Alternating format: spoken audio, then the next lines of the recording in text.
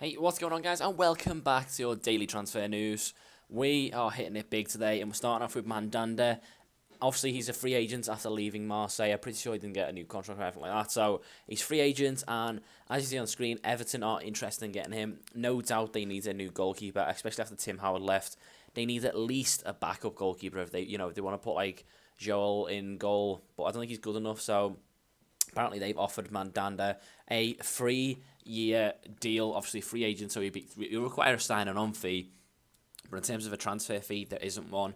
It'll just be the money to pay him personally, and obviously he will probably get a big contract in terms of how much he gets per week. Next up is Zabaleta. We've seen him previously in videos. He got linked with a few different Italian clubs, and this time it's Roma. I think it was Roma last time actually, but apparently move has gone advanced so far. It's a bit of an update if you like. He's gone from potentially going to Roma or Inter Milan or AC Milan to a 2.5 million deal to Roma is about to happen.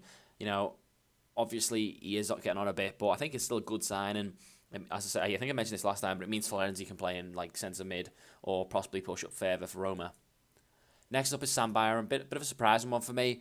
I think he's a right mid on this card, but he's normally a right back by trade, I believe. And Arsenal are keeping tabs on him. That's all we can say so far. They're just keeping an interest on him. They're not actually making a move. They haven't, inquired or anything like that. They're just keeping an eye on him to see what happens with his future.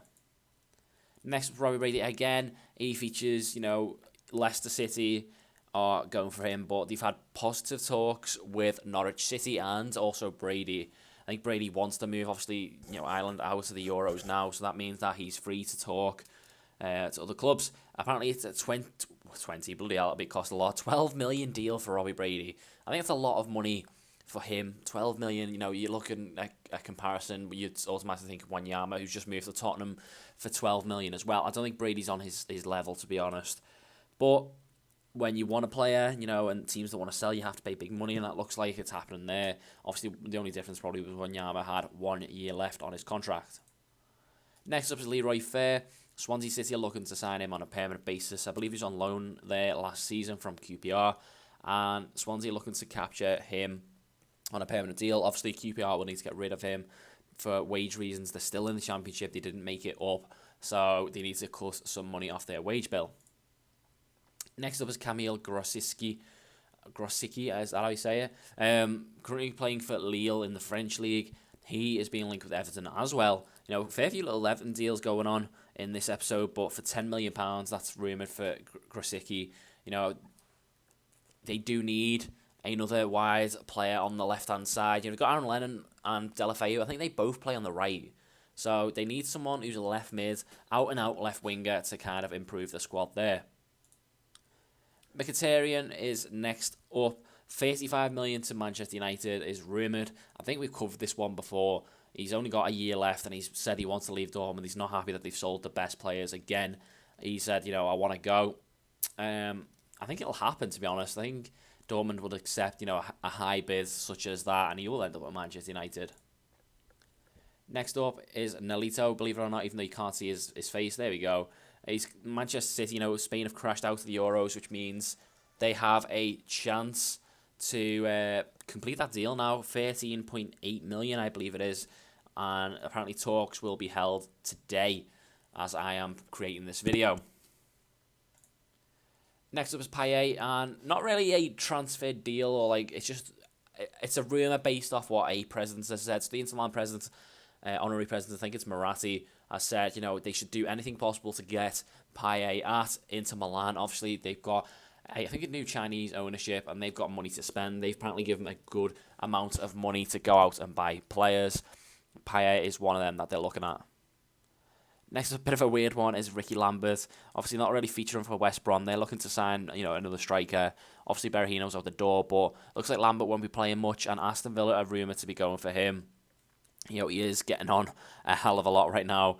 He's pushing 34, I believe, and I think it's time for a move to the Championship. Where he can probably still be a good player. I think Aston Villa are looking for that type of player. Big deal today. This is the one that's going to feature, and that is BATSHUAYI, who is literally getting links with everyone. Crystal Palace, oh my god, Crystal Palace going for him. is crazy. They have got big ambitions that they're doing that. Chelsea want him. Arsenal rumoured for him. I think, Tottenham were as well at one point, but it looks like Chelsea are leading the way with his signing.